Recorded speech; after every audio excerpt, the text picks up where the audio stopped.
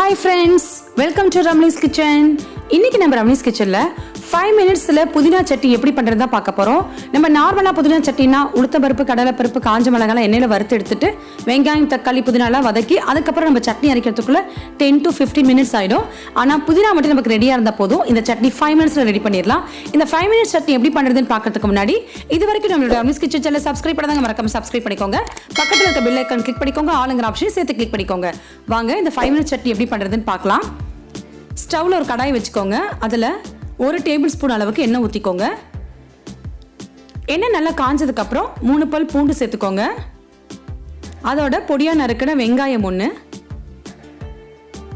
3 பச்சை மிளகாய்,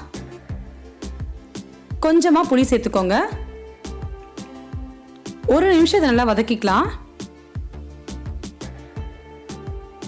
புதினா சட்னி அப்படின்றதுனால நான் பச்சை மிளகாய் சேர்த்துருக்கேன். பார்க்கறதுக்கு நல்லா க்ரீனாக இருக்கும், அதுக்காக தான்.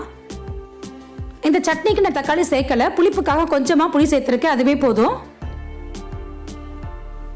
இது நல்லா வதங்கிருச்சு. இதோட நான் 1/4 கப் அளவுக்கு தேங்காய் துருவல் சேர்த்துக்க போகிறேன். தேங்காய் துருவல் பார்த்தீங்கன்னா ஒரு 20 to 30 செகண்ட் மட்டும் நல்லா வதங்கினா போதும். வதங்கினதுக்கப்புறம் ஸ்டவ் ஆஃப் பண்ணிடலாம். 1 கட் அளவுக்கு புதினாவை க்ளீன் பண்ணி வச்சுருக்கேன், அதையும் இதோட சேர்த்துக்கலாம். தேங்காயில் இருக்கிற சூட்டோடையே இந்த புதினா நல்லா வதங்கிரும். ஸ்டவ் எதுவும் ஆன் பண்ண வேண்டாம்.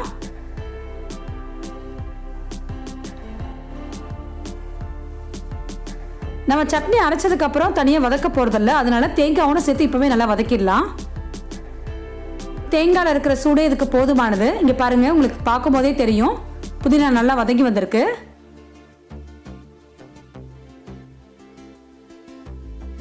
இதை 1 நிமிஷம் நல்லா ஆற வச்சிருங்க.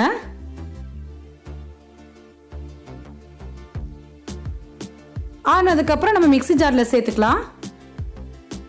அதோட தேவையான அளவுக்கு உப்பு, கொஞ்சமாக தண்ணி சேர்த்துக்கோங்க. உங்களுக்கு எந்த அளவுக்கு திக்னஸ் வேணுமோ அந்த அளவுக்கு தண்ணி சேர்த்துக்கோங்க. தண்ணி சேர்த்ததுனால நைஸாக அரைச்சி எடுத்துக்கோங்க. இந்த சட்னி தாளிக்க வேண்டிய அவசியம் இல்லை. சப்போஸ் தாளிச்சா பிடிக்கும்னு நினைக்கிறவங்க கொஞ்சமாக எண்ணெய், கடுகு, கருவேப்பிலை தாளித்து இதோட சேர்த்துக்கோங்க. இட்லி தோசைக்கு சூப்பரான காம்பினேஷன் இந்த சட்னி.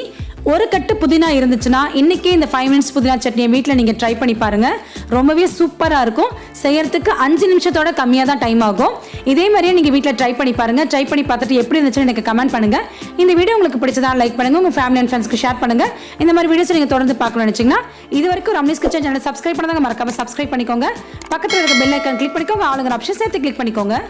தேங்க்ஸ் ஃபார் வாட்சிங்.